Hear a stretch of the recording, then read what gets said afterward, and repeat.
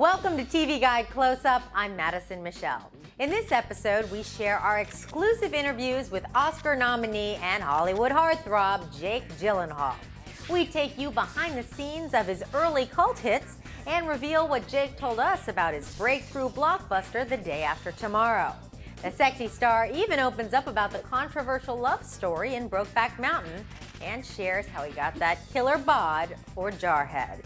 We hear from the people who know him best and get the inside scoop on his latest endeavor, Zodiac. We also find out what the real story is on Jake's personal life. Stay tuned, Close-Up starts now.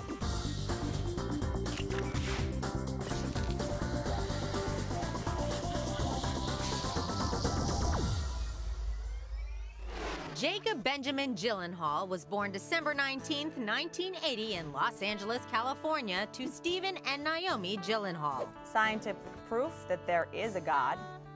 The Gyllenhaal family is super connected in Hollywood. His mother was a producer-screenwriter. His dad is a big fancy director. Jamie Lee Curtis just happens to be his godmother, and his godfather is Paul Newman, who also taught him how to drive.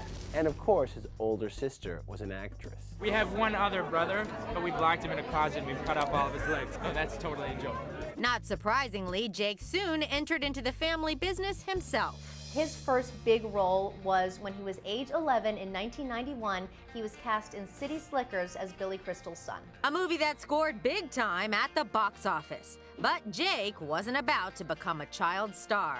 At least not if his parents had anything to say about it. Jake was offered a role in the 1992 film The Mighty Ducks, but his parents wouldn't let him take it because he would have had to be away from home for 2 months. They wanted him to focus more on school than like working because he was getting all these opportunities, and I just think it's so funny that like a Hollywood family to discipline their kids, they're like, you're grounded.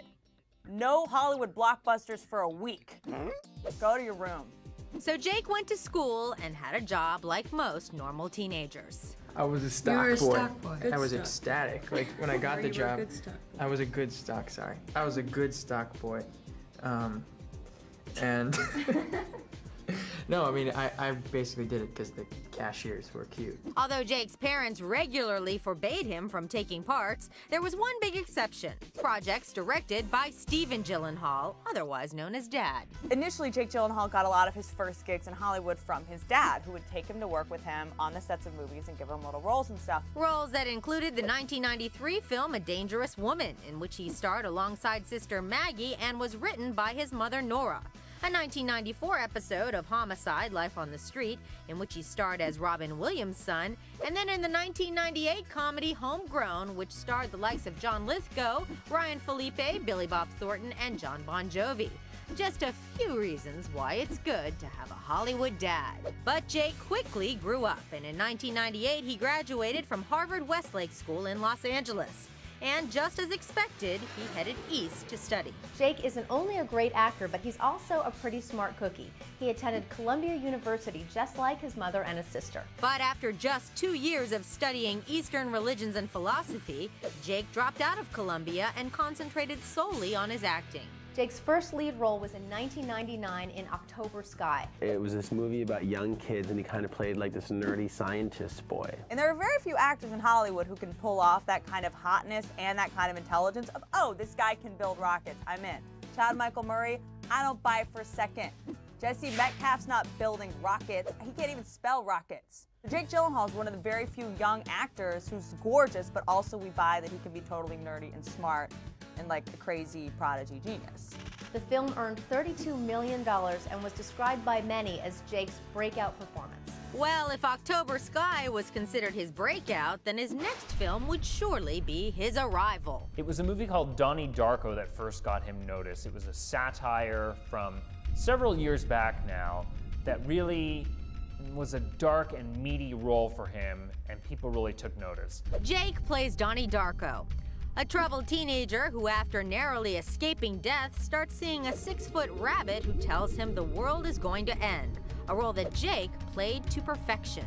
I think at first it was the idea that this guy just had to be sane. I mean, he had to be, in order for these insane sort of circumstances around him to be believable and for people watch, have people watch these things. And I believe that if I really truly committed to believing it, then everyone else kind of would too.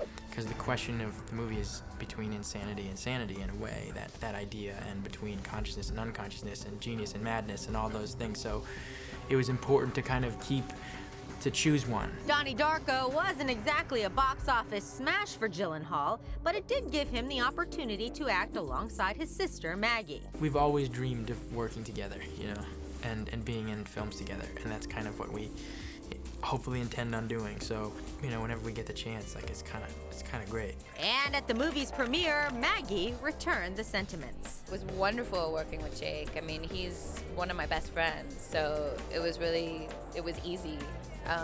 And even when we're not working together, we talk about the stuff that we're doing. We, help each other through things in our work and our lives. And so it just was sort of more convenient that he was right on set with me and acting in scenes with me. That closeness and the quality of their kids' work gave Jake's parents plenty to be proud of that night. I think they're very excited, them being filmmakers and knowing the whole process and sort of what it entails.